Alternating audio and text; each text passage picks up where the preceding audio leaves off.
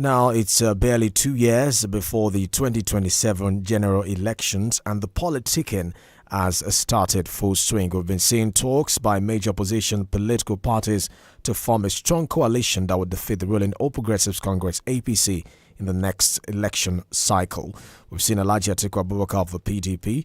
He's been holding talks with some strong opposition figures across the country. We've seen former APC member and chieftain, as a matter of fact, Malam Nasir El-Rufai, moving the different parts of the country, holding talks as well. We've also seen other, stakeholders across the country, those who served in the former administration of Muhammadu Buhari, also holding talks as well. But interestingly, one of the opposition parties in the country, that is currently facing internal crisis, we do not even know who to identify as a leadership of that party. I'm talking about Labour Party. They've issued a statement through the camp of Julius Abure, distancing themselves from the purported coalition. A briefing journalist after the party's NEC meeting, that is faction organized in Abuja, Abure noted that Labour Party under his leadership will not surrender its leadership under any guise. Let me take you to Abuja so you can listen to what Abure said regarding the coalition. Take a listen. NEC declared that the party is not and will not be part of any coalition. Yes. I'm making it very, very clearly that anybody who is in talk of any coalition is on his own and he does not carry the mandate of the Labour Party. And I repeat, number 9, NEC declared that the party is not and will not be part of any coalition towards the 2027 general election. Let us be heard loud and clear. The party will rather continue to rebuild, reposition, re-strategize, reconcile, straighten and drive its program and policies and win more members towards winning the 2027 general election. In any event, those currently masquerading, aspirants masquerading and looking for a coalition, lack the 3 C's to drive that process of coalition. Coalition means that as a political party, you will shield your identity, surrender your leadership, surrender your certificate, give up everything and become one. Today, all those masquerading as aspirants, I want to say without sounding immodest, without any fear of contradiction, without any tears on my cheek, that they lack the capacity, they lack the character, they lack the competence to drive that process. Very true, sir. Leaders that cannot manage their political party, leaders that will go and create division deliberately within their party.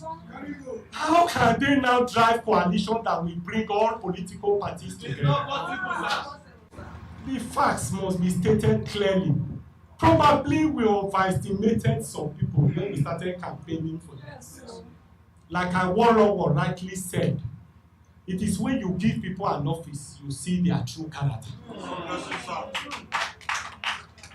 Today, Labour Party know better and will make better and more rational decisions. And that's why we have decided that coalition for Labour Party is no, no, no. Well, very interesting there. Julius Abure talking about coalition for Labour Party. No. There are others who have also dismissed the possibility of that coalition, but some argue that, given the current situation in the country and what we've seen in other parts of Africa, like in Senegal, in Ghana, in Mauritius, in Botswana, the position need to come together to have one voice to be able to, as they say, wrestle power from the ruling party. There are those who say even before the coalition itself has been formally organized, it's already scattering with the gale of defection we're seeing across different political divides, and looks like the number of the APC is swelling up. And they have also argued that we cannot really say the APC numbers is swelling up because they are just just amassing different political personalities, and this might also cause an internal rancor within the party, given that there are other tendencies and interests that are not really in favor of the kind of persons they are admitting into the political party. So let me quickly bring in our panelists now. Let me welcome Barrister Yomi Ogunla. Barrister, good morning. Good to have you, sir. Yes, Toby. Good morning. Morning, sir. Great to have you. How is the weekend going? Very well, Barrister, very well. And of course, my noble prof, I hope you are also having a wonderful weekend. Yes, morning, Prof. Well, I think Prof is in transit, so he says he will try as much as possible to join us. Yes. I can say hi. Okay. Prof, good morning. Good morning. Great to have you. Great to have It's you. a pleasure to be in the podium this morning, and greetings to my barrister, my, how do I call him now, the next senior advocate of Nigeria. I'm sure it's next in line, you know. But Prof, I mean, I actually plan to, talk to you about before bringing up the issue of coalition and 2027 election. I actually plan to talk to you about the UK election that we had just a few days ago. I mean, and the reaction that have trailed it, the kind of the wave that we saw from the right-wing Reform Party, the heavy losses incurred by the Conservative, despite the fact that, Kemi Badenoch tried to sway votes in her favor by talking about immigration, basically telling the Conservative what they wanted to hear, but unfortunately that did not actually swing things in her favor. But when I got your message that you were in transit, that was when I switched. But now that you're here, I don't know if you can quickly touch on that, what you have made of that election, although it was local elections, but some say it's preparing the road to a possible exit from office for Kemi Badenoch as the Conservative leader, and also even the Labour Party as well in the UK didn't particularly do well in those local elections, so that we might be seeing the exit as well. It looks like it's a major right-wing wave in that local election. Prof has left us again. I don't know. Let me talk to Barrister. I mean, some of the reactions I've heard regarding this Kemi Badenoch issue, before I go to the coalition issue I brought on earlier, is the fact that, some Nigerians are saying on social media that you cannot be more Catholic than the Pope, as they say that Kemi Badenoch tried to play the game of the Conservative, the right wing, but it backfired, and right now she's almost likely on her way out of office as a Conservative leader. What do you make of that?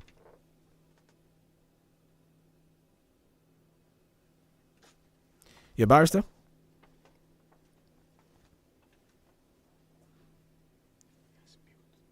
Oh, please unmute your device, Barrister. I think your device is muted. Oh, please unmute your device. Okay. Yes. Okay. All right. Well, I have not read much about the latest electoral process in the UK, but I know that Kemi is up against a mountain indeed, and it would take more than sheer luck for her to continue to maintain her position within her party. But that being said, I don't think all hope is lost. There is still something to look forward to. She has done very well, no doubt about that, and she can still do better. But I have not really gone into the details of that election. Yeah. Okay. Let's leave that. I actually, to sort of reserved it for Prof, but he's probably having challenges joining us because he's in transit. So let's go back to what I started with initially, the fact that we're seeing this politicking already, and it looks like the numbers for the APC is swelling up, because even those who want to form the coalition can't seem to agree, amongst themselves as to how this coalition will go. The parties that will join it already looks like there are cracks in the wall already, even before it's formed in the first place. Well, the Nigerian political turf is one that is highly unpredictable, especially given the fact that our politicians here are men bereft of honor, integrity, and what have you. I've been hearing quite a lot about these coalitions and all that, but I still see a common trait in all of them, that it is driven by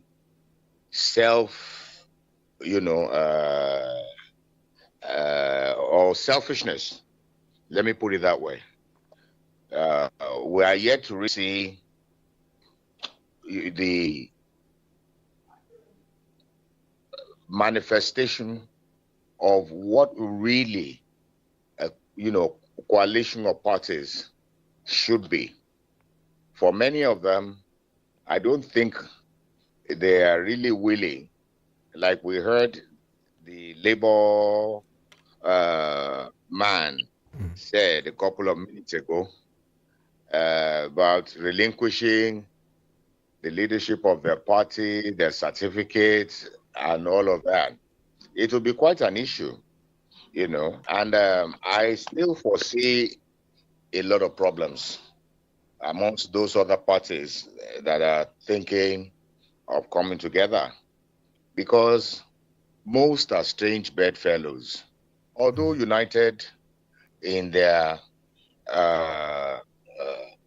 what I still call their selfish intentions.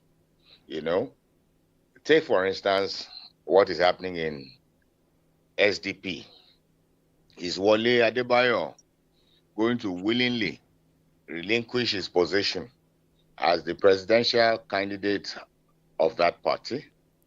Will the likes of El-Rufai and the others that are coming on board accept the leadership of Wole Adebayo? So it's all a maze for now, until things settle.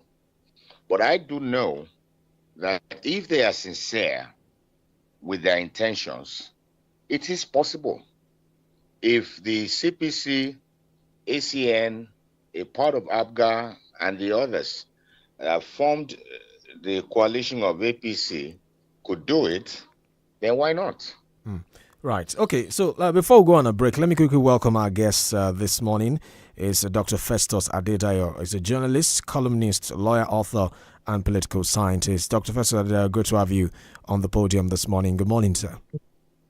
Yeah, good morning. Thank you for having me. Good to have you. Yes, you've been on the podium before, so you already know how the show goes. We have our panelists. Professor Omede is not here, he's in transit, but we have Barrister Emeogunola with us, who would also be making contribution and asking you questions as the conversation progresses. So please stay on the line. We need to take this commercial break.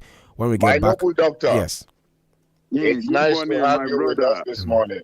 My learned senior, good morning. All right, Doctor. So we'll take a quick break now. Please stay on the line, sir. We'll be back in a moment. When we get back, we'll get started with the conversation. Do stay with us. You're listening to 32 FM 94.9. Every day when my children return from school, I don't recognize them. Hello, do I know you? It's us, mommy. But these dirty, sweaty uniforms and socks were clean in the morning. Everything don't transform. I understand though. School is hectic. It takes energy to come home this transformed. So I make sure they have some nutritious Milo at breakfast. Your kids need nourishing energy. Give them Milo at breakfast. It has nutrients that support energy release to help them get the most out of their day. Milo, energy to go further. Milo.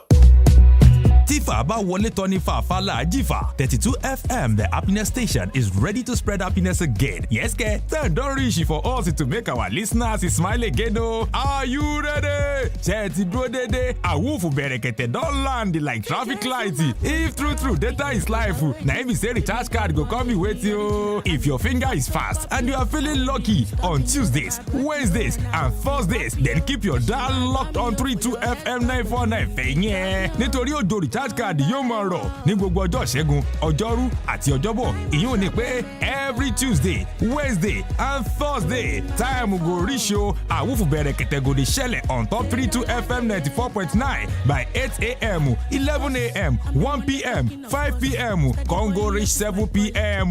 lẹ́yìn tó túmọ̀ sí pé láago mẹ́jọ òwúrọ̀ aago mọ́kànlá àárọ̀ aago kan ọ̀sán aago márùn-ún àti aago méje àṣálẹ́ if it be red network if it be green network if still fit be yellow network any which way na way your own na to stay alert and stay active on 32 FM ló bá tán mọ́ gọ́ọ̀kì ẹ̀ láfàwọ́dá. You want like Vinny Junior? Èmi tí mo phenomenal gangan. In the mind of one who needs to sell a landed property, a lot is going on. How do I get the buyer? How do I get the best deal? Can I trust these agents? Should I advertise on the radio or social media? Where do I even start? Who can help me? How do I avoid scammers? Should I even sell this property? No, I need this money within 7 days.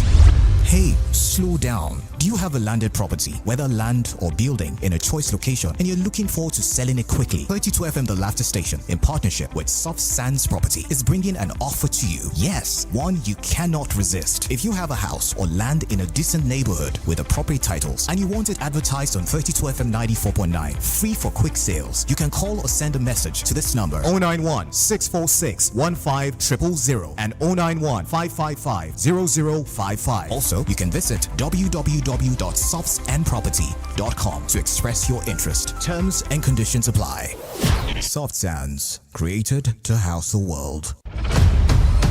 ó ti dogun ó ti wá dọdẹ kìràkìtà láti dí àṣekágbá ní Munich lórí rẹ̀ Germany PSG dùgbò ẹgbẹ́ bọ́ọ̀lù Arsenal Inter Milan dé gbọjà sí Barcelona lọ́rùn bẹ́ẹ̀ ikọ̀ méjì ló láṣekágbá.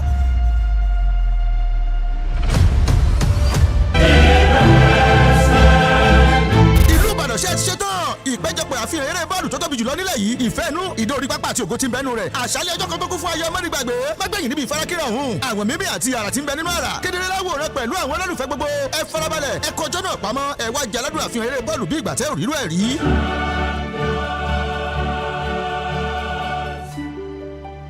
ẹ̀yin fans mi. It's okay. ẹ lọ sórí gbogbo ìkànnì ìbánidọ́rẹ̀ẹ́ ní 32 FM 949 fẹ̀yìn ẹ̀ àsáfù. It's okay.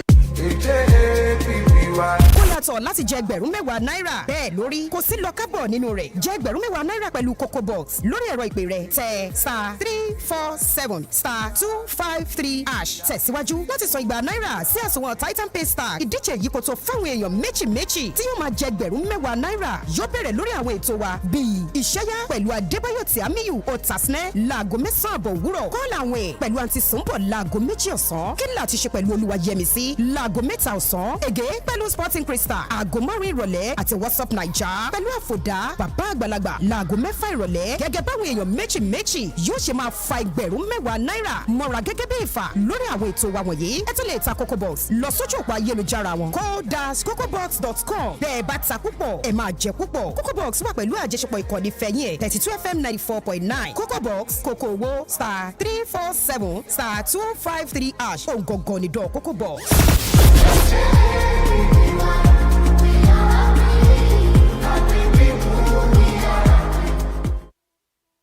32 FM 94.9 ìkànnì tẹ́gbẹ̀ ń jí sòrò ẹ̀.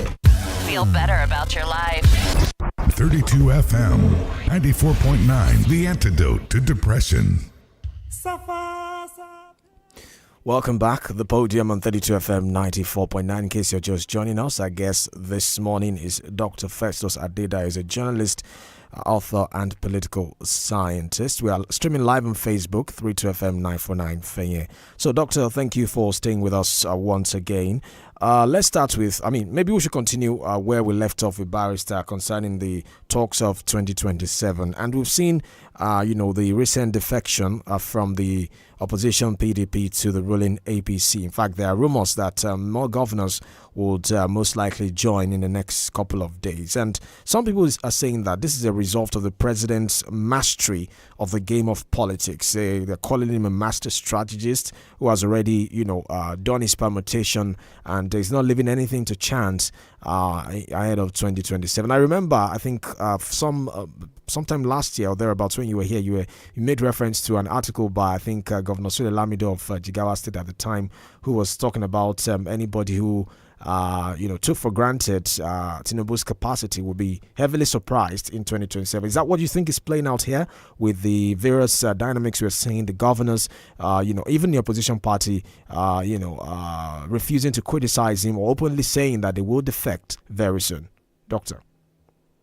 Yeah, once again, thank you for having me on your program. Yes, you could, one can be tempted to say that the defections are a product of the president's often talked about political sagacity. However, many people have also talked about the fact that it was a product of coercion, that many of those governors were coerced into defecting into the APC. And then, of course, some of them are also made to defect because of the baggages that they have trailing them. Governor 𝐒𝐈𝐒 of Delta State, who is currently embroiled in a case of alleged pillaging of the state's resources. In Akwa Ibom too, if one orange is anything to go by, we're likely to have the former governor, what's his name now, who is also having his day with the EFCC, join Umo Eno, his political son, who is currently the governor of the state. So it's some people have spoken about a mixture of coercion and survivor instinct of those governors. However, let's look at it from a broader perspective about its implication for the polity. I remember a piece I did last week. I talked about a looming danger of a one-party state. Many people have spoken to say that Nigeria is too big for a one political regime, citing the plural nature of Nigeria, the multiplicity of ethnicities and all that. However, I also made reference to the fact that as Rome was not built in a day, Rome was also not destroyed in a day. It is a gradual process. When you have a man who appears to be a modern-day Leviathan in the person of the current president, he has access to cash, he has access to the power of coercion, he has his wiles. His wiles are really formidable. Then we should be afraid. And totalitarian governments don't come in a huge swoop. They come gradually. It is a gradual process. If we have, from what we heard, we're going to have more governors defect into the APC. We're going to have more senators. Right now, what it needs to effect any change in the constitution is a 2/3. And APC is almost having that figure. If we have more defections, I think they need less than 10 senators to constitute a 2/3. The danger is that the man we think he's merely bringing the South together, because that's also some people's reasoning that, look, what he's doing is to face the threat of the North. Don't forget that recently Hakeem Baba Ahmed came out to say that in the next 6 months, the North was going to decide the compass, the political compass of Nigeria. Right. And so some Southerners or Southern apologies see Tinubu's response as a way of, rallying around the South to face the so-called formidable North. However, I think it goes beyond that. Once Tinubu has access to this huge swing of political behemoths coming down to him, he's going to ask, it's like somebody that you have given an inch who will ask for a yard, and give him a yard, he will ask for a mile. Right now, after you have given him this presidency? What stops him from demanding a life presidency or a third term after the expiration of his tenure in 2031?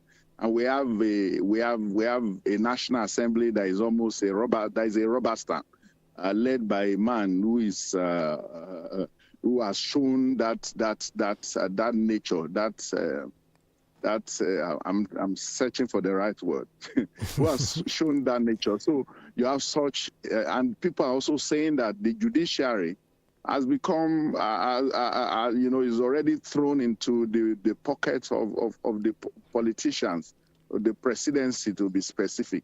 So if you have a president who is that powerful, who has a legislature in his pouch, who also allegedly has the judiciary in his pouch, then we are done for as a people. Yeah. So I think we should look at it beyond the lens of an impending one-party state.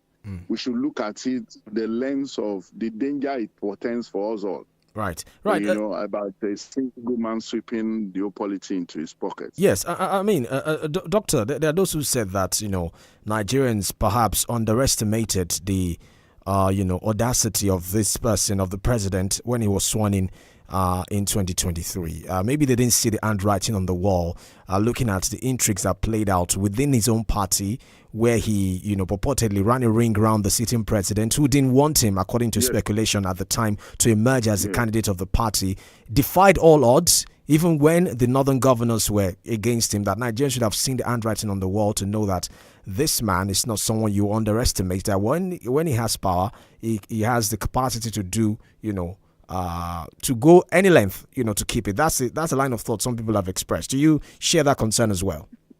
Yes, I share it absolutely. And I've always, if you've read the trend of my writings, I've always said that you underrate Tinubu at your peril. It seems to me that Nigeria and Nigerian politicians are underrating him. Some people are rejoicing now. They are calling him the master strategist, the man who understands politics like the back of his hands. However, I see it from a different and a negative perspective, as you said, and I submit absolutely with the former Jigawa State Governor's analysis, because it's playing out now. People who have taken for granted the fact that this man was on the street. I mean, those who know Bola Ahmed Tinubu in his 80s was literally lived on the street with all the wiles of the street. And so he understands human beings and human nature. He understands what opens the hearts of the typical Nigerian. He knows that it's a combination of heavy money, every morning, and a flash of tyranny. So he understands that perfectly. And so if you had a man, just as you said, who before he became president, he wasn't president, he didn't have the National Assembly, he didn't have the CBN, he didn't have the presidency. And that man emerged the president of Nigeria. That kind of person with a second high, as we say in Yoruba land.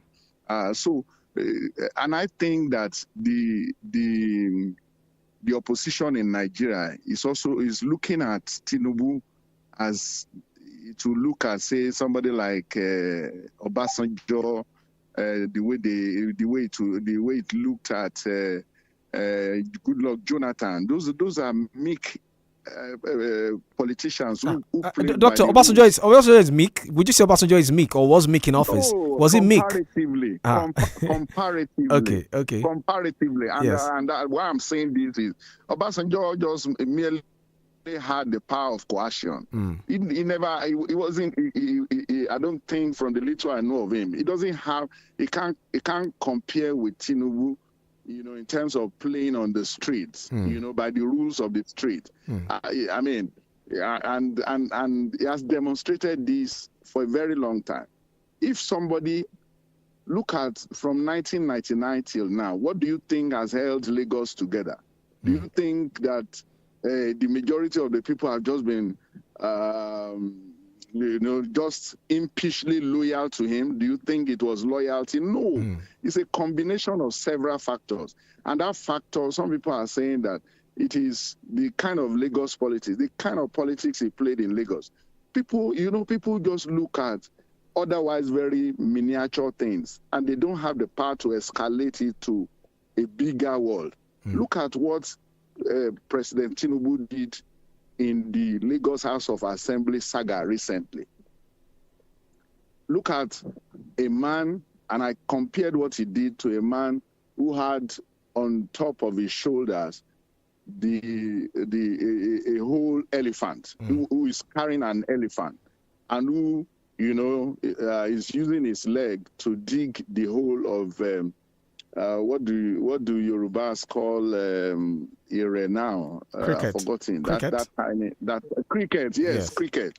So and Lagos to him is still, in spite of the power and majesty of the Nigerian presidency, he still sees, he doesn't want to keep his eyes off Lagos, and he did it in a very audacious manner.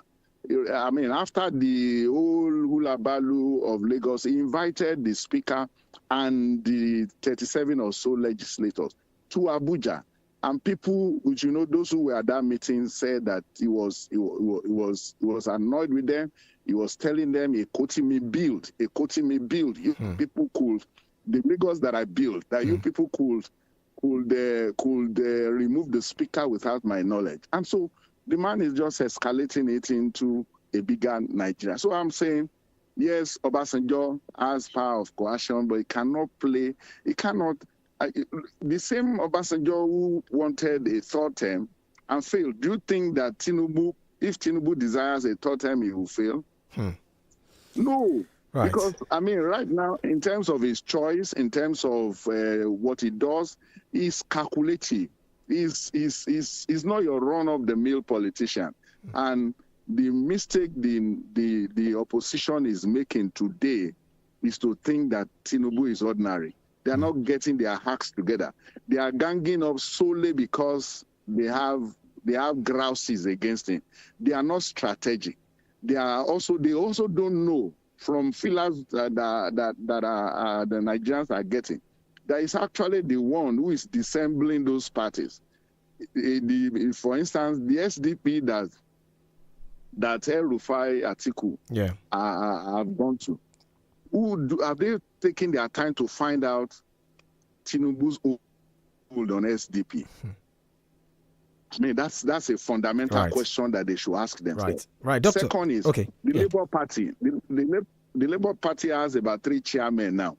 Have they taken their time to find out what is the root cause of the crisis in the Labour Party? The same thing in the PDP. Of course, the PDP own is obvious. He has his FCT chairman, some Wike, acting as the dissembler of that party. So, and the way it is going now, let's just be ready to crown Tinubu as a life president of Nigeria. Right, let me go to Barrister now. Barrister, you have the floor, sir. Yes. Thank you very much. I cannot but adopt the submissions of my brother.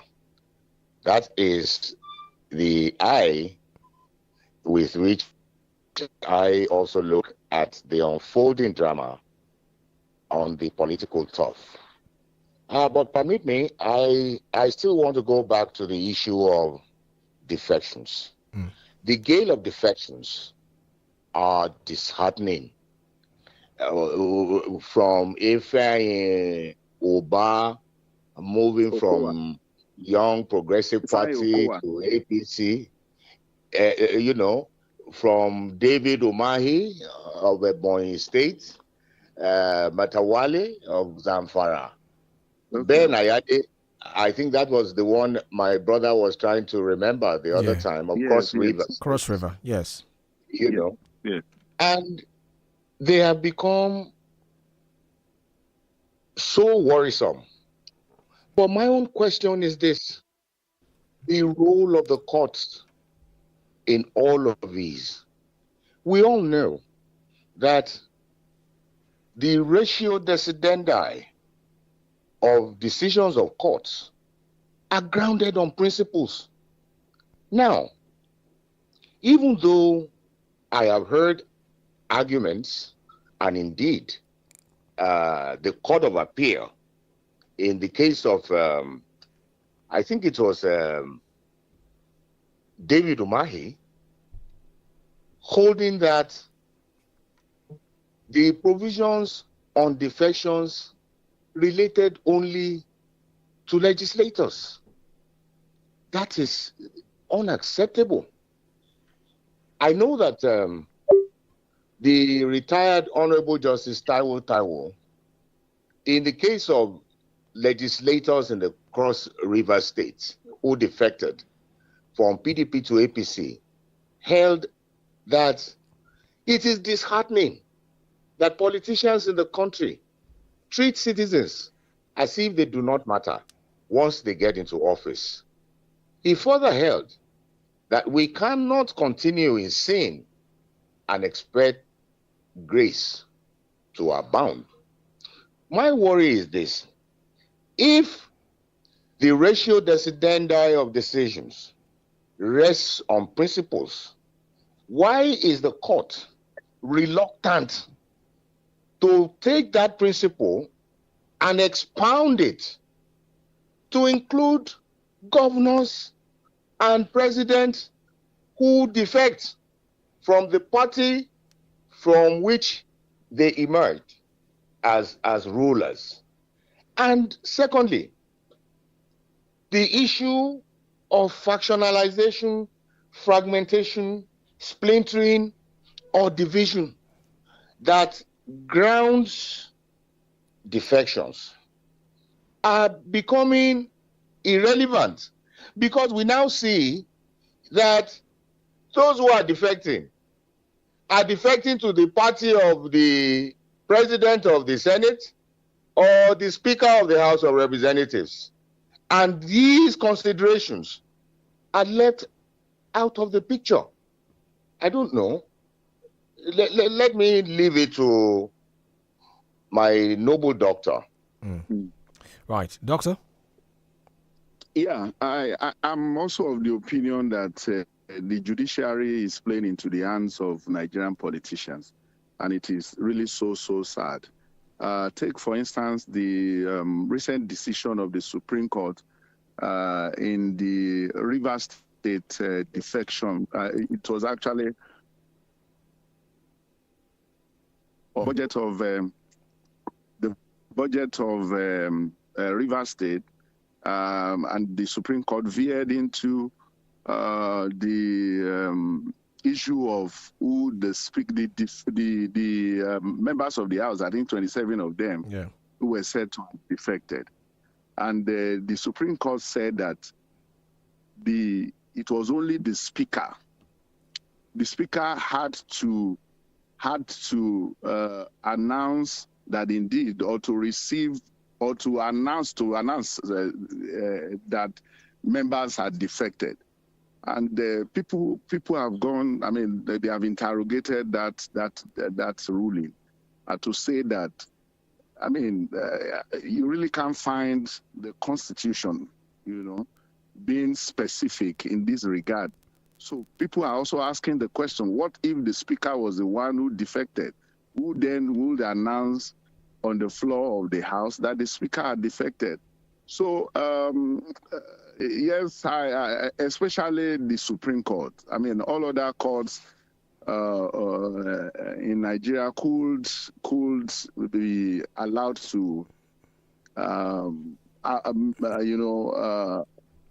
deliver judgments that can be faulted, from the basis of logic and even the Constitution.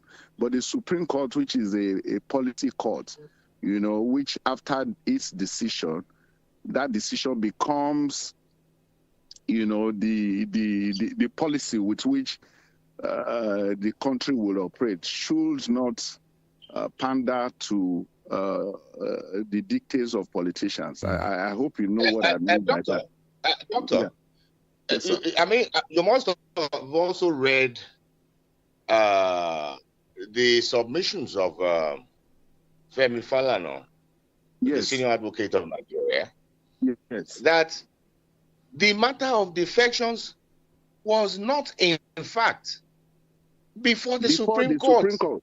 Exactly. Yes. But the Supreme Court went ahead to also make pronouncement on the matter. And so people have queried that decision of the Supreme Court. People have,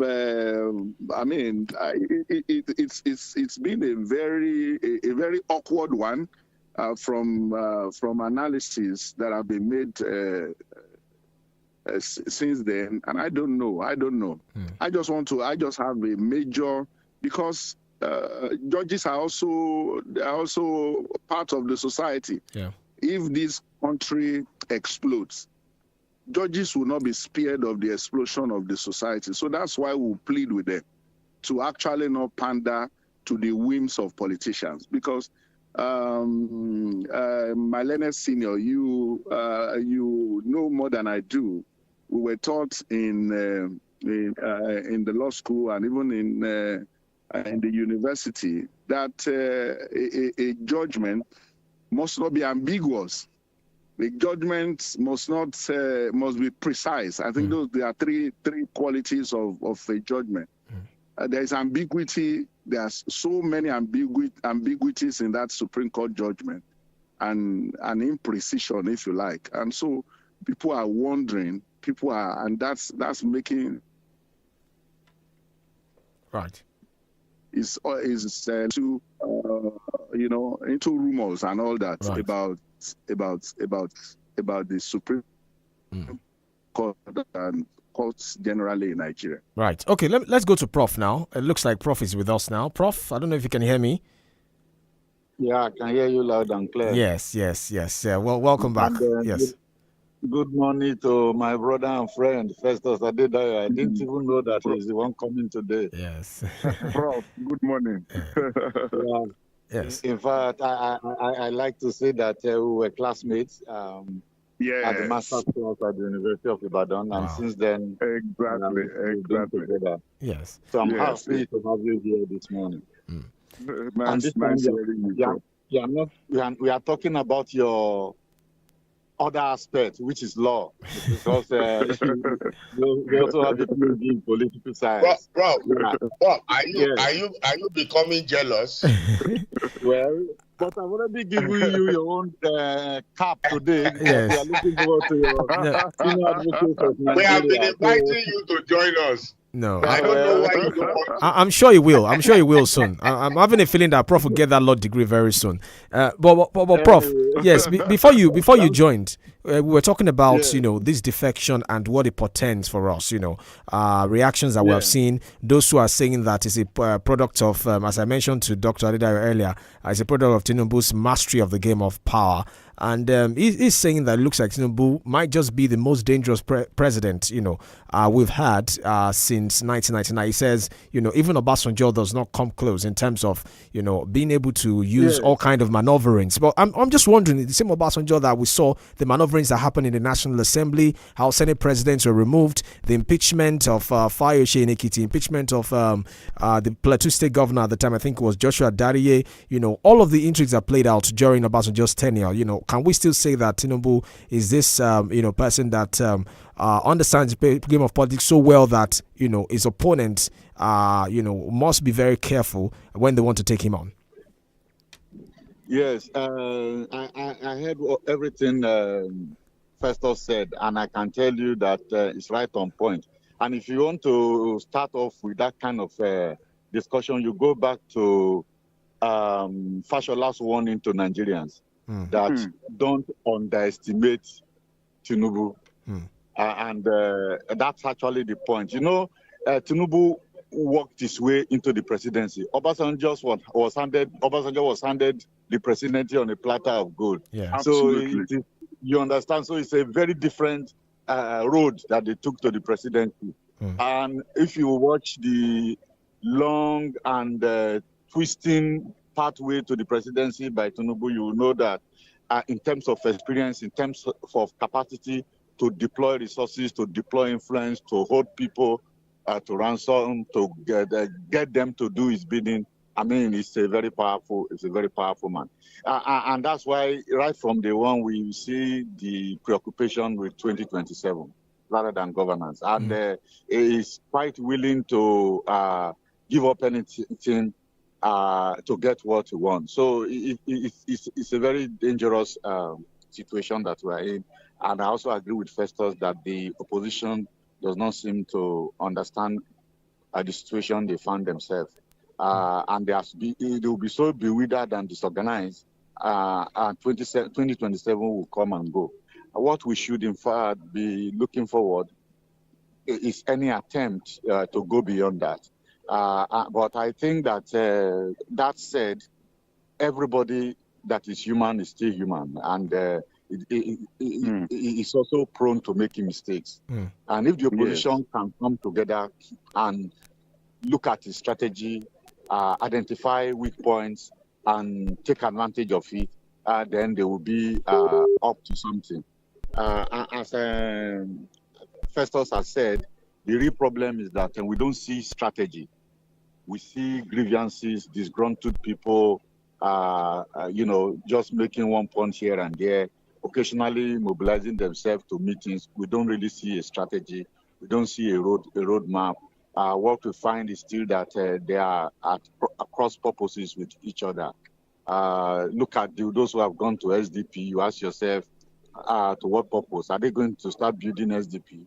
What about those in Labour Party? They are still making the argument that Obi doesn't need anybody, to win the presidency. These are statements that does not give hope that the opposition is likely to come together.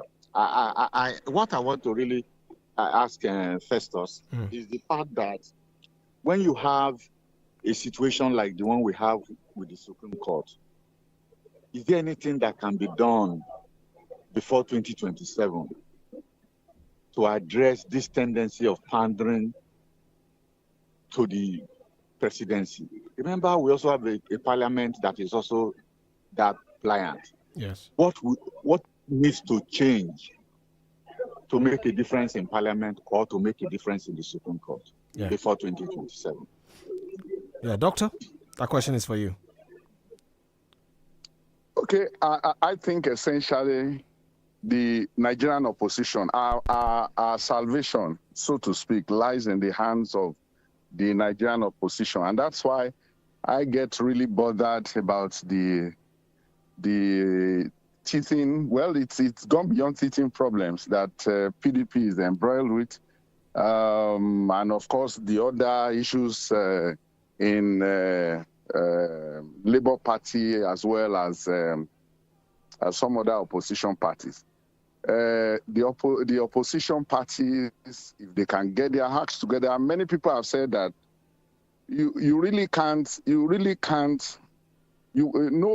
no single party in Nigeria as it is constituted today can defeat Tinubu. It's obvious. And what is needed is for the opposition to first realize that there's a looming danger of Tinubu's continued stay in government if he does not forget his bickerings, abandon their bickerings rather, and then face a common quote-unquote enemy in the person of the current government.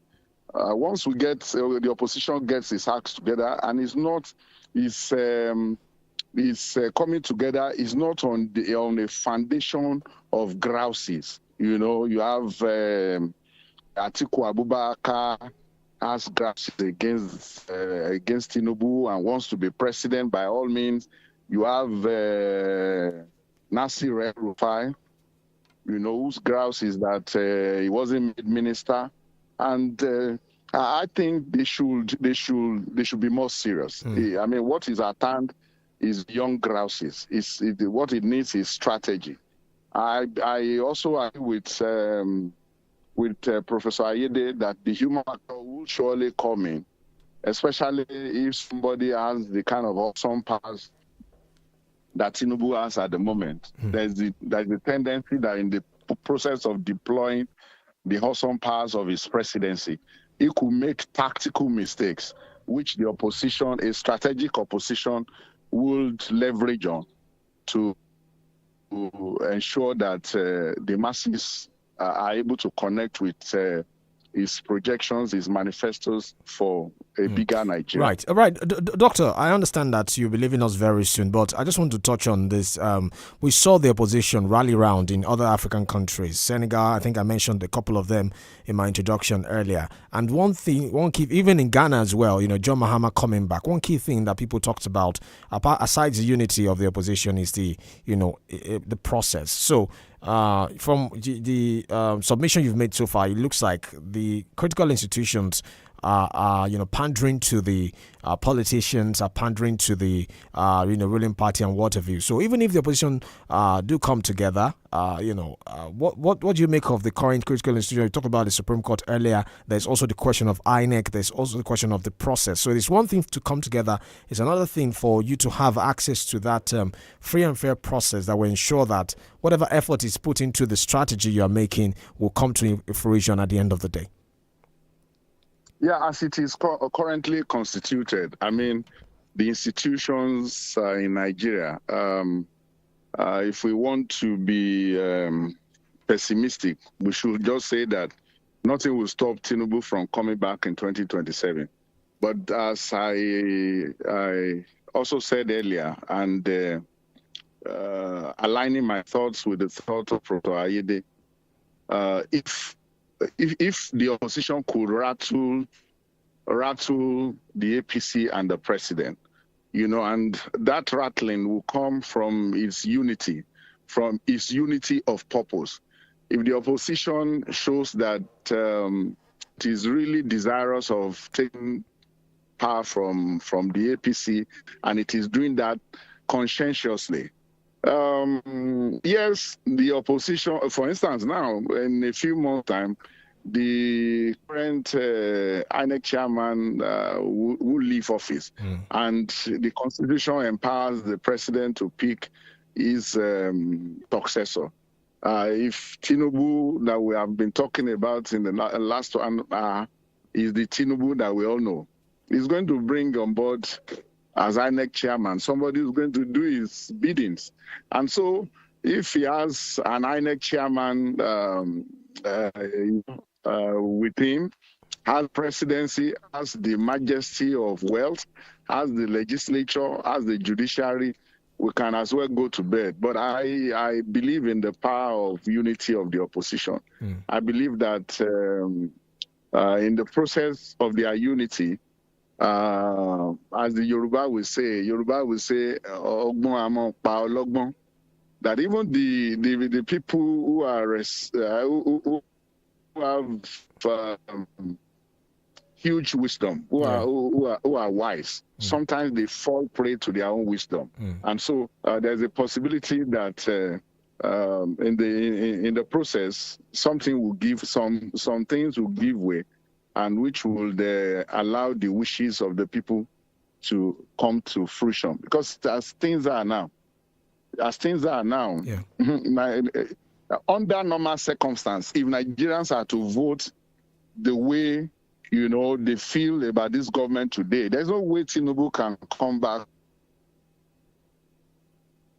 as the president of Nigeria.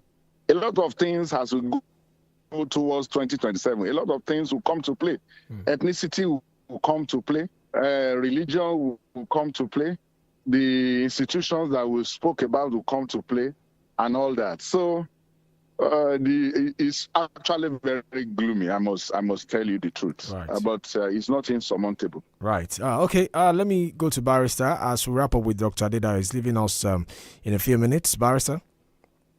Yes. So I am not going to let my brother go yet, though. You see, because his highly educational and informed writings are a great molder of public opinion.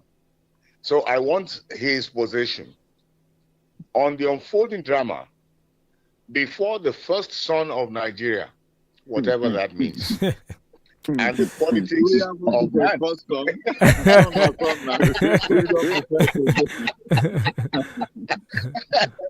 Are we on course? Yes, we're on course, Even please. the absence of any constitutional role for Mr. President's immediate family members. My learned senior, if as I told somebody recently who seems to have had a peek into my column, flesh and blood did not reveal this to you. Because I'm also bothered that my piece of tomorrow will also be talking about this. In my piece, I'm comparing Sheyi Tinubu to Ajantala. I don't know if you have heard of that story of Ajantala in Yoruba mythology, where the child was a misbegotten child who became really a problem unto his parents, a problem unto society, a problem to everybody. Oh, Doctor, the line is breaking. Oh, it appears Doctor is not with us now. The line seems to be breaking. Hello, Doctor, can you hear me? Okay, yes. And this, came into office. Actually wanted to executive council. Can you hear me? Yes, we can hear you now. Yes, we lost connection with you for a moment there. Yeah, go ahead. You were talking about Ajankala. Okay, I said that. Yes. Yes, I said I liken Sheyi Tinubu to Ajantala. Okay. If you Amos Tutuola give us a deep understanding of that child. Ajantala was a child, a mythical child anyway, who was born by parents who the father was a hunter, and they used to say those days that if you are a hunter, if you have a wife who is pregnant, don't bother to go hunting at that moment, because you could if you kill a game, that child could go inside your wife and become the child that you give birth to. So this did so, and the child the wife gave birth to became a problem unto him and his wife, and became a problem unto society. And so I really want to liken Sheyi Tinubu to that Ajantala child, who has become a problem to, I'm sure his parents will look at him that way. But to Nigeria, it's even a major issue. Major issue because I'm even going beyond the last 25 years of the Fourth Republic. We have not had this kind of, how do I put it, this kind of equation where you have the president's son wielding so enormous a power, who is also, trying to coerce everybody along his own views. Don't forget that almost immediately after the government came on board, Sheyi Tinubu wanted to start attending executive council meetings, and we were told that the father at some point scolded him and said he didn't want to see him in the executive chambers. Yes. So. Oh, Doctor? In a convoy of cars. Yes, can you hear me? Yes, we can hear you now. Go ahead. Yes. Sorry. I said thereafter Sheyi Tinubu has morphed into something else. He goes in a convoy of cars. The other day he was in the north and, attended one specifically, I think, in Adamawa State. Yeah.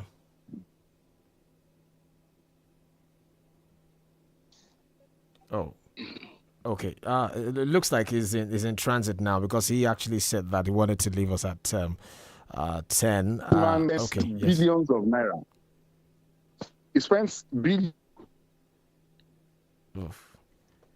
Right, Doctor. I don't know if you can hear me. We seem to be having a problem connecting with you.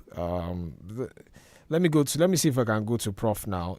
So he can talk to us about this the story that Barrister brought on, regarding the Nance allegation. For some, Prof, they are looking at it in a broader. Okay, Doctor, we've been losing connection with you. We've been losing connection with you, Doctor. So some say they are looking at it from a broader spectrum of how student unionism has degenerated in this country, how politicians have infiltrated the rank and file of student union leaders in Nigeria. Prof.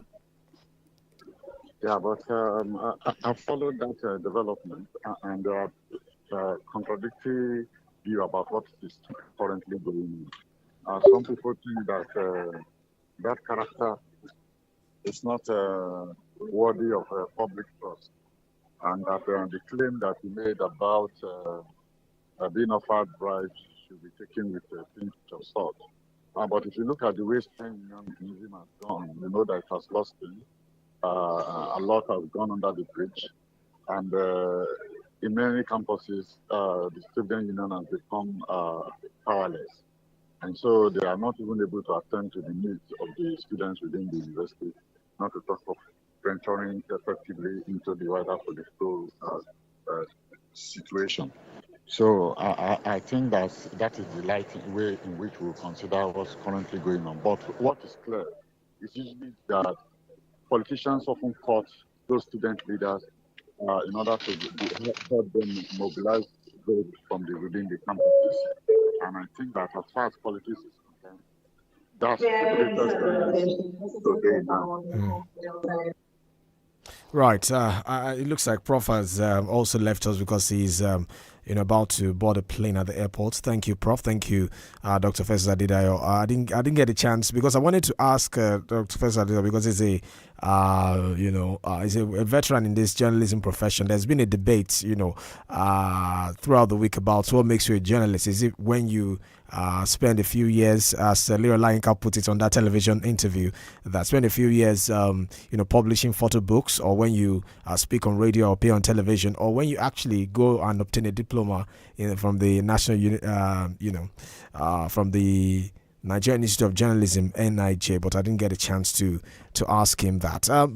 Let's move on. Barrister, I will stay with you now. Looks like it's you and I for now. You brought on the story, the issue of Nance. As Prof mentioned, there are those who have poked hole in that story. There are different versions of what actually played out. But again, too, there are those who would say, well, we should not just sweep it under the carpet because of the discrepancies that have been pointed out. It speaks to a larger issue regarding student unionism and how politicians have infiltrated it, and also the perceived overbearing nature of the family of the president, not understanding that there are roles specified in the constitution and there is no provision for the office of the son of the president, even the first lady as well. It's just an office that was created by society and has since been glamorized even at the state level, in the country. Barrister. Thank you very much. For me, it is really disconcerting that Nigerians are sitting idly by while all the institutions of state are being compromised. I remember my days in the university when student union politics was still so virile and was a check on government. But today, the present crop of rulers appear to believe in the Machiavellian model that you can buy everybody and every institutions of state. That is worrisome. That is a dangerous trend. And like Dr. Festus Adedayo said, the future appears very, very bleak under such circumstances. Let us imagine a judiciary that is failing in its constitutional duties, a compromised judiciary. That spells doom for democracy, because it is the democracy, it is the judiciary the courts in particular, that act as a window for both local and international observers to assess our democracy. So, if the court system is failing, then every other thing is failing, particularly economics. An investor will not come into a country where the judiciary is easily compromised. No, they will not. And the multiplier effect of that is the continued impoverization of the people. And the same goes for the other institutions of state. Not too long ago, we saw a video of foreigners, Chinese in particular, distributing money for our Nigeria police officers. That was more than disgraceful, but it also tells a lot about what is happening here, that this country is near decadent, if it is not it already. I feel very sad that the children who are to inherit Nigeria appear not to see the dangers ahead. Look at what is happening. Today, one individual, in a bid to make money for himself and his family, imports drugs, dangerous drugs, into Nigeria. And today, just go to the rehabilitation centers and see the number of Nigerian children who have been turned into junkies. Go and see how Boko Haram is able, almost effortlessly, to recruit our children into their fold. The same goes for bandits. The country is in a big mess, and some people don't seem to be seeing what is happening. Rather than face the problems we're having squarely, hitting the nail on the head, some people believe propaganda can do it. They will tell you, well, okay, look now, Nigeria's economy is improving, one of the best 10 in the world, or even one of the best 5, but the reality is staring us all in the face. Look at the revelations of IMF on the economy. Okay, if you look at the position of the IMF as being an imperialist position, what about our own son at the African Development Bank, who has also come out to tell us about the approaching doom on the economic front? So, my brother, a lot of things are happening in this country. Right. Let's see if we can let's see if we can take some comments now. Remember, we're on Facebook, 32FM 949 Fenye. Let's go to Facebook now. Kedum Abatunde says, where are the opposition against APC or PBAT? These ones that are cross-carpeting or defecting for personal gain, none of them has any ideology to challenge the president. It says, where is 𝐶EI getting funding? Who is providing such vehicle, security and convoy for him? Is there an office of the first son in the constitution? This is one of the things opposition should capitalize on, but they are busy cross-carpeting for personal gain. Remember, Facebook 32FM 949. We're also available via the phone lines 0705 5000 949 0829 7000 949 0906 2000 949. You can call any of the numbers to join the conversation. We've touched on a number of issues from the politic night of 2027, the various defections we've seen, possibility of a coalition, whether or not it can succeed against the president. We've also looked at the various institutions in the country as prepare for the big election year, which is just about 2 years away. That 0705 5000 949 0829 7000 949 0906 2000 949. I said that Prof is back. I don't know. Prof? I thought you boarded the plane already. Oh, okay. Right. No problem then. Okay. So let me take a break. Let's listen to this clip because I want us to touch on this subject as well. It's something that when it was brought up, threw a lot of questions in the air regarding the integrity of the National Assembly, especially the President of the Senate, 𝐃𝐈𝐒. Now, it has taken a different turn as we've seen an activist who is known as Professor Mbeke come out to debunk some of the claims made by Senator Natasha Akpoti, who is representing Kogi Central District in the National Assembly regarding sexual harassment by the Senate President. So she has released purported evidence from the exclusive phone conversation she had with Natasha, in which she claimed that the suspended lawmaker representing Kogi Central lied against the Senate President 𝐃𝐈𝐒 regarding the controversial sexual harassment allegation. The activist made the revelation during a Facebook Live session yesterday, added that Natasha Akpoti also allegedly attempted to induce her with 200 million naira to falsely accuse the former Akwa Ibom governor of organ harvesting. So she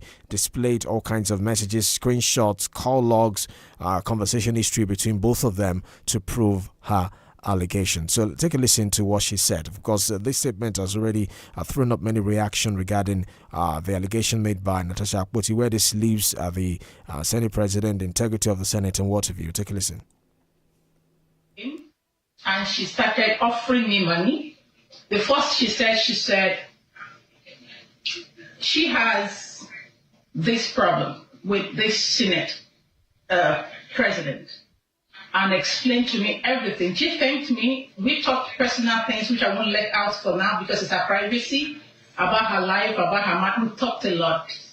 And the question I asked, Natasha, if you want me to represent you, can I know the truth?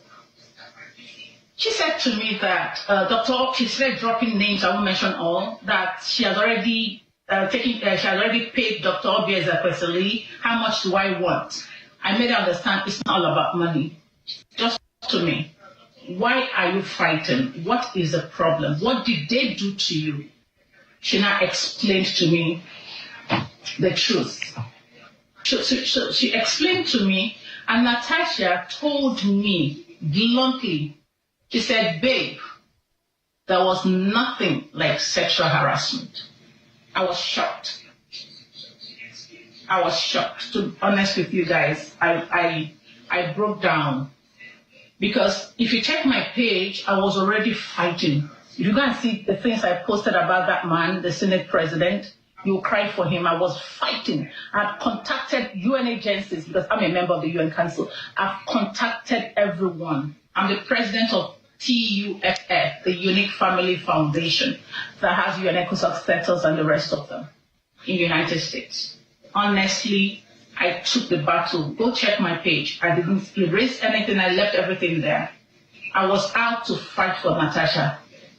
I was ready for the battle against the Senate President. So when she now started explaining things to me, in the course of the explanation, she was so relaxed. She was so calm. She opened up a lot of things to me. Our conversation wasn't just one or two, which the security agencies have already verified. And she was bold enough to tell me that she has paid Dr. Obi Ezekwesili, that she recruited Dr. Obi Ezekwesili, that's not a big deal, I can do it. I said, did you tell Dr. Obi that these things are not true? She said, they know.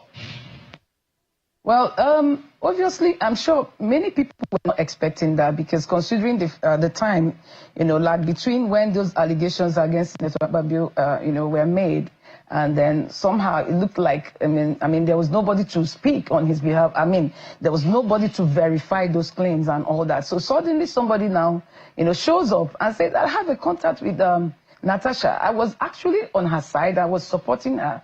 And I can provide the evidence that we actually spoke and all that. I think after the first post she made and all that, Natasha also claimed that she didn't know her. And then, of course, she came up with the evidence they actually took. There was a phone conversation. It was aired as evidence, and then amongst others.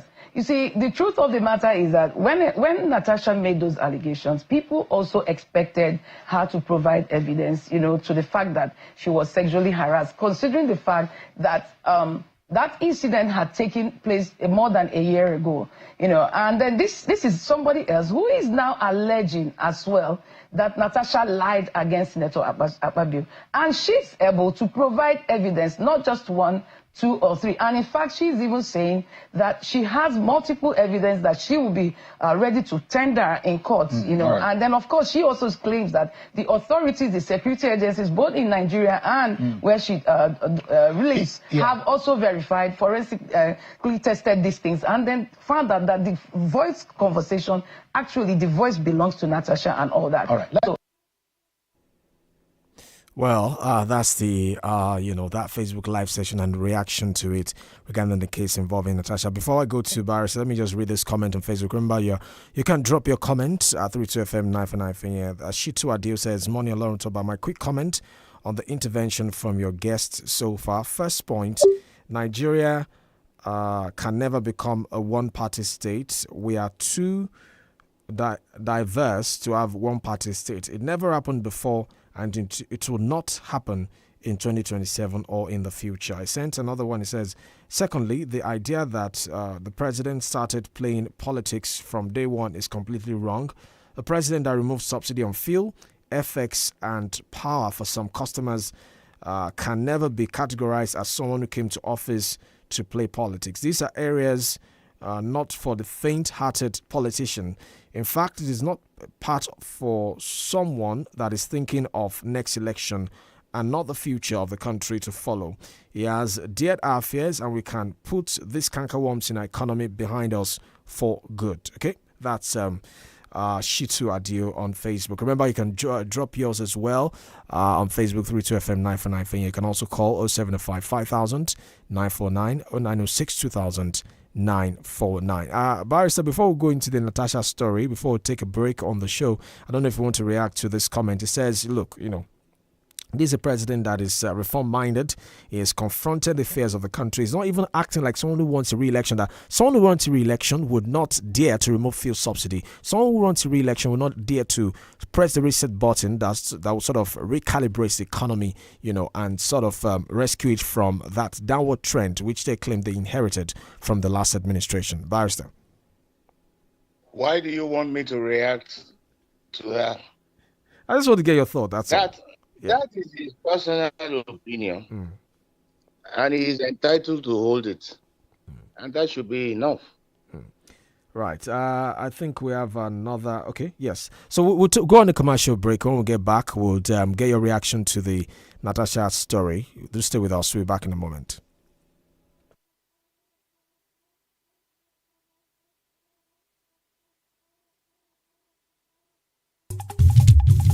Àkú ayọ̀ ọdún 2025 o. Golden Chance Lotto tún ti dé. Pẹ̀lú ìfà oníbejì ti ọdún tuntun. Fún ẹ̀yin oníbàárà wa tẹ́ dúró tì wá. Bí Golden Chance Lotto ṣe ń ṣílẹ̀kùn 2025 pẹ̀lú ọ̀ṣàrà ẹ̀bùn. Fún yín, bẹ́ẹ̀ bá ṣe ń ta géèmù wa lọ́jọ́ Sunday. Blessing àti Prosper gan ni adùn ọjọ́ ìsinmi. Ta àwọn géèmù wa pẹ̀lú àwọn tuntun tá a ṣẹ̀ṣẹ̀ gbé dé. Kó scan QR code sticker wa láti jẹ ẹ̀bùn lẹ́yẹ ọ̀ṣọ́ka. Kò tán síbẹ̀ o. Tó o bá ta tó ẹgbẹ̀rún lọ́nà àádọ́ta 50,000 naira. O lè láǹfààní láti jẹ àwòyanu ẹ̀bùn níbi ìyíkoto wa. Géèmù wa Better Life àti àwọn àkọ́tún fún ọjọ́ ìsinmi Sunday náà wà ní ṣẹpẹ́. Aago 2 kù ìṣẹ́jú 15 ni Better Life ń close. Tí èsì rẹ̀ ó sì máa jáde láago 2. Blessing close láago 3 kọjá ìṣẹ́jú 15. Tí èsì rẹ̀ yóò sì máa jáde láago 3 àbọ̀. Tí Prosper náà sì ń close láago 5 kọjá ìṣẹ́jú 15. Tí èsì rẹ̀ yóò sì máa jáde láago 5 àbọ̀. Ẹ lè ta Golden Chance Lotto láwọn ilé ìtajà wa káàkiri tàbí kẹ́ ẹ kàn sí www.goldenchancelotto.com. Tó o bá ní data tàbí ń lo fóònù kékeré, ìwọ kàn tẹ *7005# lórí ìlà MTN. Ó rọrùn láti ta géèmù wa, kó o jẹ, kó o sì gbowó rẹ̀ láìsí lọ kábọ̀. Àdéhùn àti àsọtẹ́lẹ̀ ń bẹ o. Golden Chance Lotto.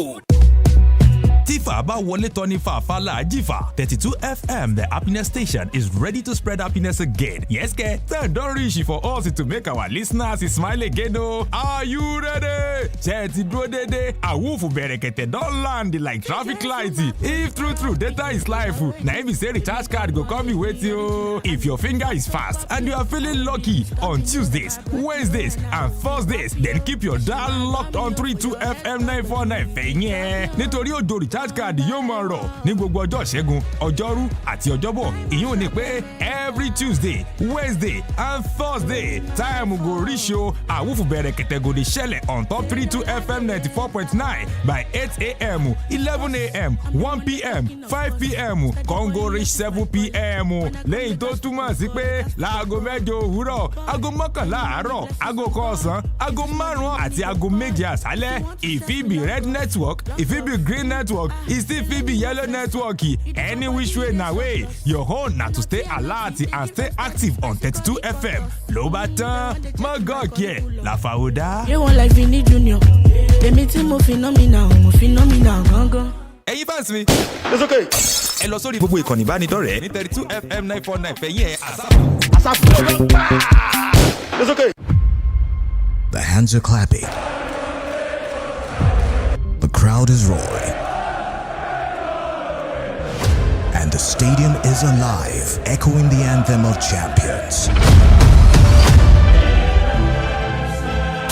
The race to the Final Four is on. PSG versus Arsenal and Inter Milan versus Barcelona. But only two will book their tickets to Munich. Feel the intensity, keep the energy high, and get ready for the ultimate football showdown. It's the biggest watch party in Ibadan for the 2024-2025 UEFA Champions League final. Stay tuned.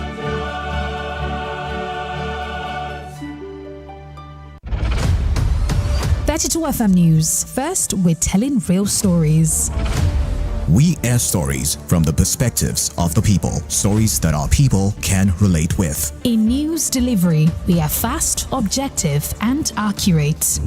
We're all about changing the narratives by telling underreported stories and bringing those behind the news to your doorsteps. At 12 noon and 4 p.m., we will continue to bring you comprehensive and factual news at home and across our various social platforms. The stories you need to keep up with, from community news to sports, business, politics, and a lot more. 32 FM News, first with telling real stories. 32 FM 94.9. Safasa pelisizo simnyama Iwasafa Isizo saba Kamula mona Haimiko kalize. Welcome back to the Podium on 32 FM 94.9. Barrister Omegunla is still with me this morning. Is our in-house panelist. Barrister, before we went to that break, I said we're going to talk about the turn this whole Natasha sexual harassment allegation is taking. It looks like there's no end in sight to it. There are different issues that have been thrown up as a result of it. And the latest one is the allegation that all of these issues are fabricated, that some people were, allegedly induced to help push that narrative. Barrister. Yes. You see, for me, the position has always been that the law does not concern itself with trifles. I can imagine what is happening in this country.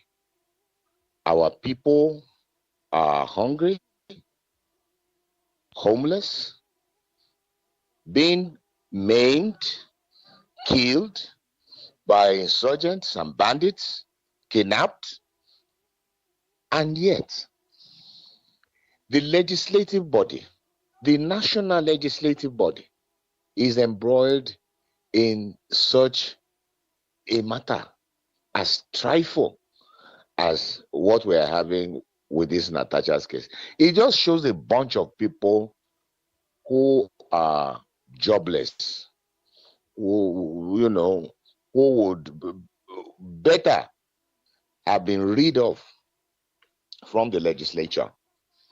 We have more pressing problems than this. Now, the question is this. This so-called lady who has come into the picture, what exactly is she out to achieve? Is this a patriotic act in aid of Nigeria? Or is it a case of the highest bidder that she's working on? Right now, nothing is clear. She has brought so many people into the picture. She has raised some allegations too that would need to be cleared. For instance, that Obi was bribed by Natasha. You see, I just see all of these things as unwarranted, unwanted, unnecessary distractions from the problems besetting the nation. So it is left for the security agencies to unravel the mysteries in all that they have, put before the public. Right. But one thing remains certain: the reputation of Akpabio is very well known.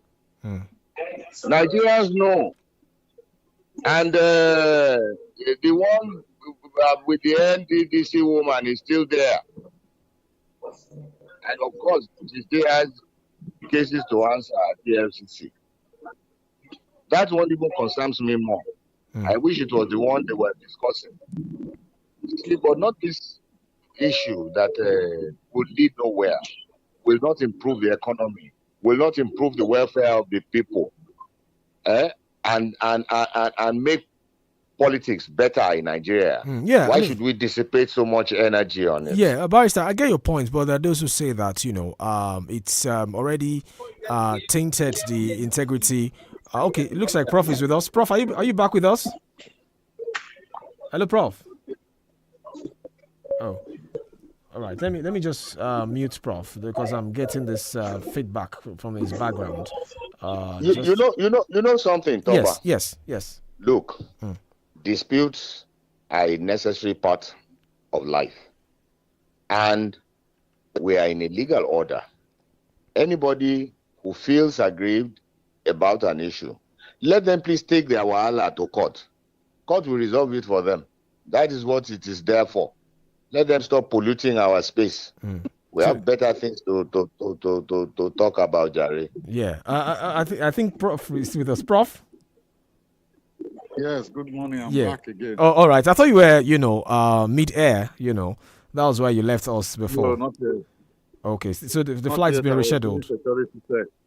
Oh, okay. No, I was doing security check. Okay, yeah. All right then. So let's quickly get your reaction to some of the issues we raised. I think you were reacting to the Nan story before the line went off, and then we've also brought on the Natasha story, the Professor Ongweke that came out via Facebook Live to make very serious allegations against not just Natasha herself, against 𝐒𝐈𝐿 and other individuals who, according to her, were allegedly induced by Senator Natasha Akpoti, to push her story against Godswill Akpabio, the Senate president.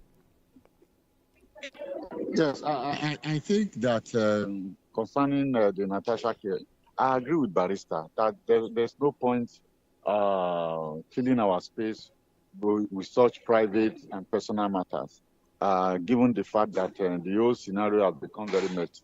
It would have been interesting if Natasha has confined the issue to the marginalization of women in the National Assembly, the need for her to gain voice, and focus on the basis why she has been suspended, and then open up the process as it unfolds concerning the process of adjudication in that particular case. Because, yes, she has this personal problem with Akpabio, but she didn't raise them until this more political issue came up. You have seen the way the National Assembly men rallied around their own and tried to silence her. Those are more important issues than the personal connection she has with Akpabio. I mean, if you look at even this. Yeah, Prof? Hello, Prof? Oh, okay. It looks like Prof is has left us yet again. Hello. All right. Okay. So, Barrister, I wanted to also talk to you about this reports released by the AFP trying to debunk some of the stories that have been emanating from Burkina Faso. I'm sure you've seen a number of them. Videos, some say AI generated, leading to people spreading all kinds of narrative, celebrating Ibrahim Traore, the man who toppled the government in Burkina Faso about two years ago now, celebrating him as the messiah of the country. So let me just read a part of the report. They say this is an attempt to peddle a narrative and portray Ibrahim Traore as a messiah who took power not for selfish reasons but to save his people. They talked about how the Russian government has also sort of played a part in pushing this narrative. They also talked about how the three leaders of the three foreign ministers of these countries, that's Mali, Niger, and Burkina Faso, traveled to Moscow last month for the first meeting of their newly formed Federation Alliance of Sahel states. And they say this reflects a wider Russian strategy in Africa of leveraging social media to influence public opinion, bolster the image of military regime, and also portray Russia as a more respectful alternative to Western powers within sub-Saharan Africa. What are your thoughts regarding some of these stories? Yeah, I mean, in fact, I feel like Ibrahim Traore is more celebrated here in Nigeria than he is on the street of Ouagadougou by his people, looking at what this report has outlined for us. Barrister. We have to be very careful. I am sure you also read about the assassination attempt.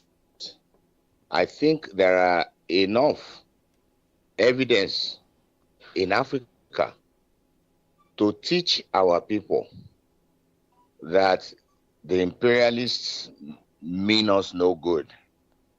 Do you know that the man who was fingered as the lead in the attempted assassination of Ibrahim Traore is the man closest to him? Look, enough is enough. We cannot continue to allow these people to push false narratives intended to kill our own philosopher kings and render Africa as impotent as it is. The truth cannot be concealed now, at least not forever. Ibrahim Traore is acceptable to his people. The ideology behind his governance is acceptable to the people and to the generality of Africans. Very sure the protests you are seeing all over the world cannot be organized for Tinubu. Why? Because a lot of people cannot identify with his governance model. Do not allow people push such false narratives. The man is doing wonderfully well. Those who are bringing AI generated whatever, that's their business. Look, we have been with the British government. We have been partners with the United States of America. What has come out of it? What has come out of our relationship with the Bretton Woods institution that are answerable to America and other European countries? They have continued to subjugate us, undermine our sovereignty, impoverish our people. Why should we not look towards Russia if Putin is giving us a better alternative? Can you not see what is happening with BRICS? Don't let them push such false narratives here. We were sitting idly by when they killed Lumumba, when they killed Gaddafi. They were friends with Idi Amin, with all the atrocities that they committed in that country. So why are you listening to them? These are not our people. They do not mean us well. And you think Russia means us well? Barrister, you think Russia means us well? Go and check the record of Russia and see whether the pillaging that happened to Africa, any came from Russia. Okay, let me give you an example. As a matter of fact, Russia has always been at the assistance of African nations. Russia was part of the government that dismantled apartheid in South Africa. Russia stood solidly behind Cuba when America wanted to overrun it. Don't let them feed us with false narratives. We have had enough of the imperialists.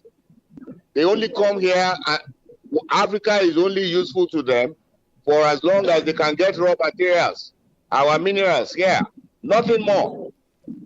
I will not go with such narrative. Right. Ibrahim Traore is doing wonderfully well for his people. Let me. I think Prof is back again. Prof. Yes, I'm back. I don't share. Yes. Some of Barista's view, especially with the part that talked about Ibrahim Traore. Right. I also think that whether it's Russia or the West, we have to deal with them with caution. I've had a chance to discuss with people from Burkina Faso, and they say it's a very different story. All the disinformation that is going on in social media should be taken with caution. And most of it is, in fact, AI generated. So what miracle has Ibrahim Traore created in that place? In fact, what has happened is that if you criticize him and you talk too much about the terrorist problem they are facing, he hijacked you, give you uniform and throw you into the battlefield, so that you can see experience firsthand how challenging it is to fight the terrorists. It's been a very challenging time for people in Burkina Faso. Journalists are arrested. Prof, please hold that thought, sir. Hold that thought. Let's take this call, sir. Okay. Hello. Hello, Toba. Hi, good morning. Yeah, morning. My name is Ayode. I'm calling from Oshogo. All right, go ahead. I'm glad that you brought up the issue of the Ibrahim Traore issue with, these coup plotters and what have you. I said something on my social media yesterday. Africa is slowly tilting towards the eras of the 60s, 70s, and 80s, where we had large scale of military regimes in Africa. I am old enough to know what it feels like to live under a military regime, and I don't want that to happen again. I think what we have are these disgruntled youths who feel that these politicians, this set of democratically elected, supposed democratically elected leaders, have let them down, and they feel the only way to get these people out are, to invite the military. Some of them don't even know what it feels like to live under the military. And, for this set of coup plotters, power grabbers in this country, coordinating up to Russia, and I mean, lots of these disgruntled people don't know what it is that they are playing into. They don't know the gallery it is that they are playing into. It's a dangerous antecedent. It's a very, very dangerous antecedent. However, what we need to do is to strengthen our democracy, be more involved in the democracy rather than criticize from outside.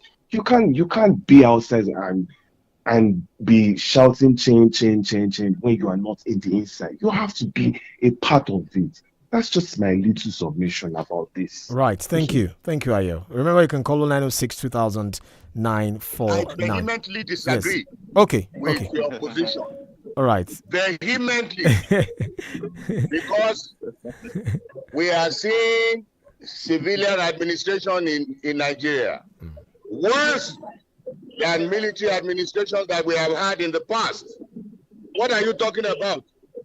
And even if the people are disgruntled, are they not entitled to be so disgruntled? Do you know what is happening to an average family in this country? Under civilian administration, people are dying. Okay, Barrister, I understand. Let me go back to Prof to finish his line of thought, because he was talking before the call came in. Prof. Yeah, I'm really surprised that Barrister will he accommodate military rule? I don't know. I think that I agree with him that we have passed through very difficult and challenging moments, and that civilians have not done well. I think we are rather thinking about how to make them do better rather than replacing them with military. No, Prof. The question is this. Take Nigeria as an example. They have captured all the institutions of state. How do you want to effect the change? Yes. INEC is not working. It is under the armpit of the people who are in power. So the votes don't even count. How then do you intend to change it? The judiciary is dancing to their tune. Police, army, everybody. What institution do you want to use? What power is left with the people? Okay, Prof, I think I understand Barrister's point of view. He's saying that we're already tilting towards that dictatorship in the first place, that all the institutions have been captured. That was a difference. We are not tilting towards it. We're in the dictatorship already. Yes. In a democracy. I agree with him.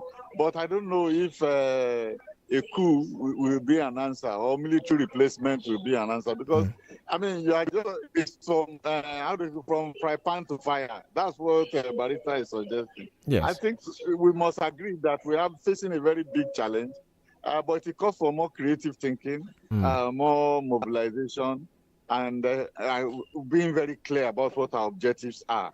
Otherwise, that they say, anything but Jonathan, and that's what has brought us here. So we can't see anything but democracy.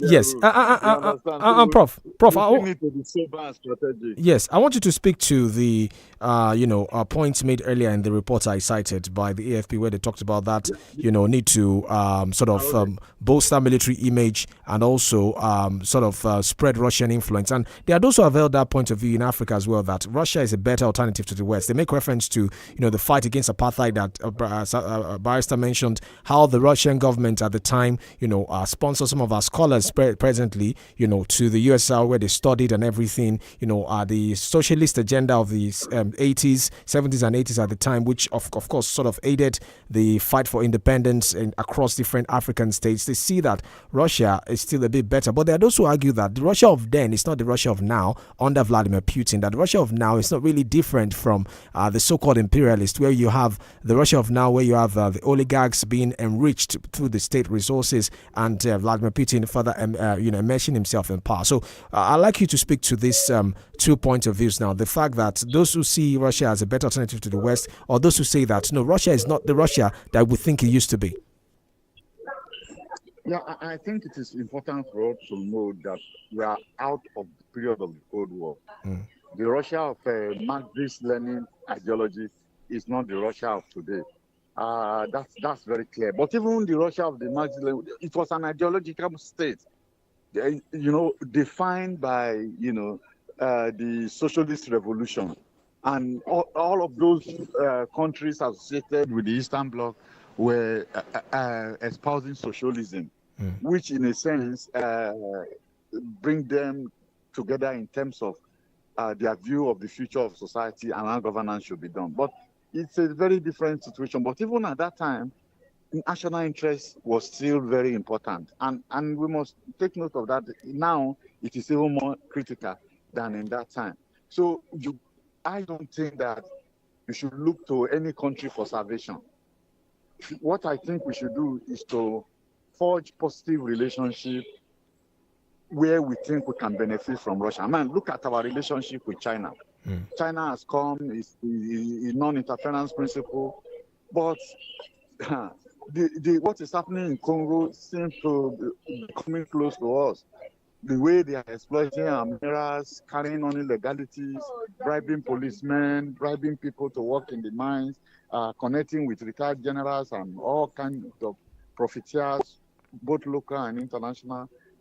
It's a very anarchic kind of approach where they don't respect domestic laws and rules, and they do things that they would dare not do in China, and then deal with our people in a manner that leaves a lot to be desired. So I think that what we need to do is to define our own interests, pursue it in our relationship with any country, rather than look to any society for salvation. I don't think any country, any state would consider themselves as a messiah to uplift anybody.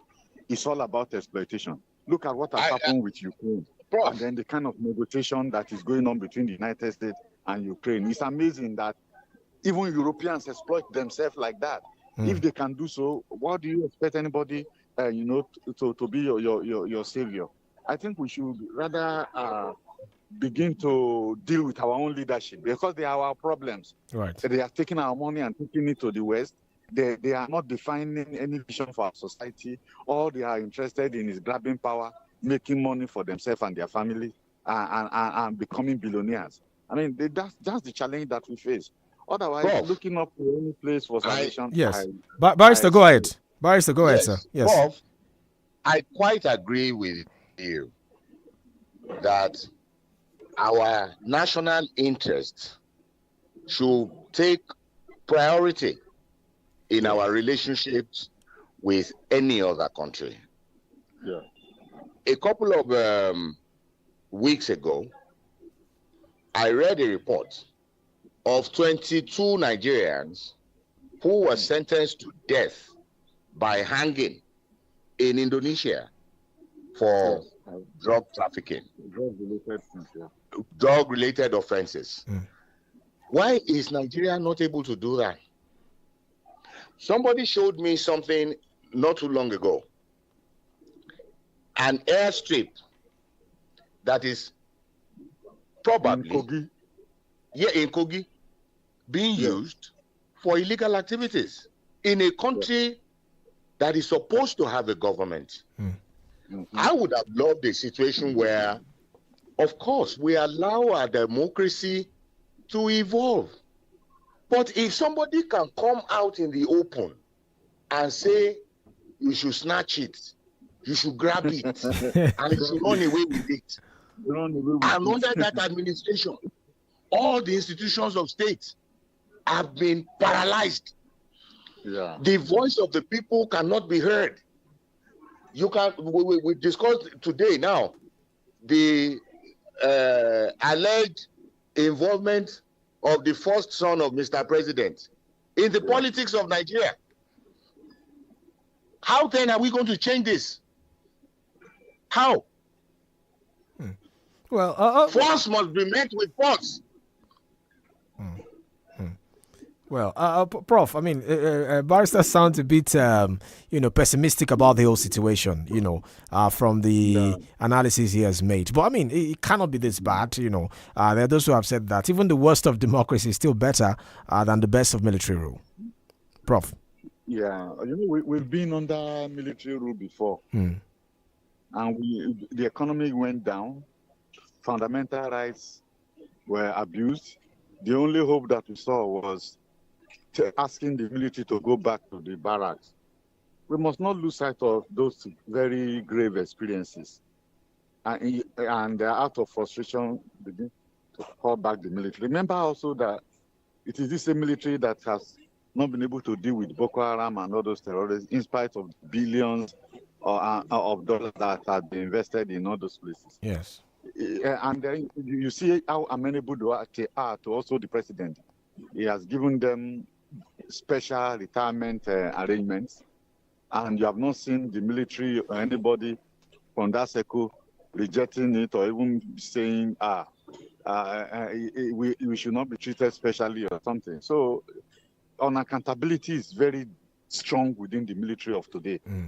And corruption within that system, racketeering, even the illegal mining. Prof, hold that thought, sir. Please hold that thought. Hello. Hi, Toba. It's Ayo from Oshogbo again. I'm sorry, I just want to. All right. Very quickly, Ayo. Very quickly. Barrister seems really, really pissed today. Like I don't understand. I mean, we can't clamor for the military to come in.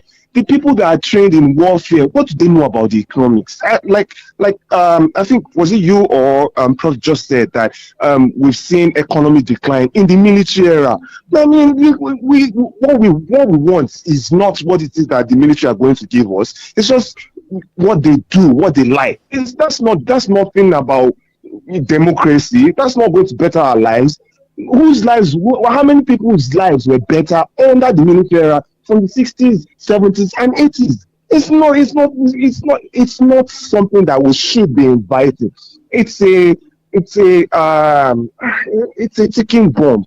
It's a ticking bomb. And I feel Africa is going to tilt back towards this military era again, except something is done. Right. Thank you, Toba. Thank you.